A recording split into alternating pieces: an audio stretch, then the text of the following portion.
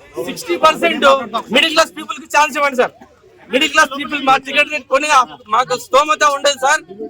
మాకు ప్రతి సినిమా చూడాలని ఉంటది. 60% వరకు మాత్రం పెంచొద్దు.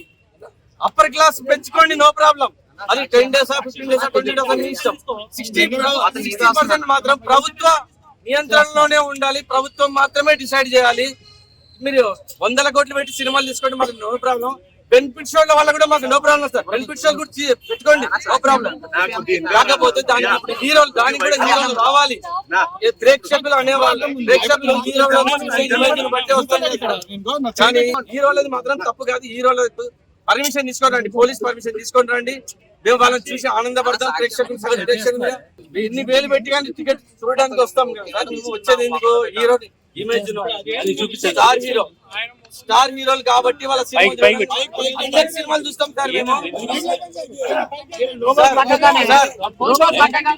అంటే సీఎం గారితో పాటు పెద్దలే కూర్చున్నారు. అంటే డబ్బులు ఉన్న వాళ్ళు పెద్దలా? మామూలు వ్యక్తులు మాలాంటి వాళ్ళకి ఇవ్వండి సార్. మా వాయిస్ వినిపించండి. సినీ పరిశ్రమ అంటే ఎవరు సార్? సినీ పరిశ్రమ అంటే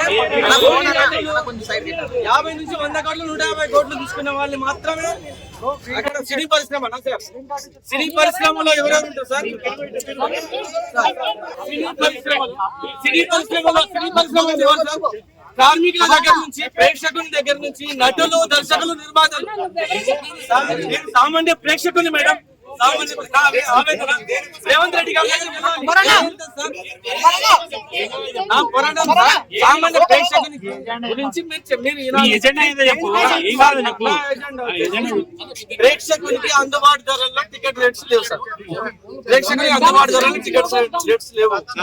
సో సార్, మీరు పెంచాలనుకుంటే పెంచండి. పెద్ద బడ్జెట్ సినిమాలకు డబ్బులు ఖర్చు అయితే కాబట్టి పెంచుతారు, ఓకే.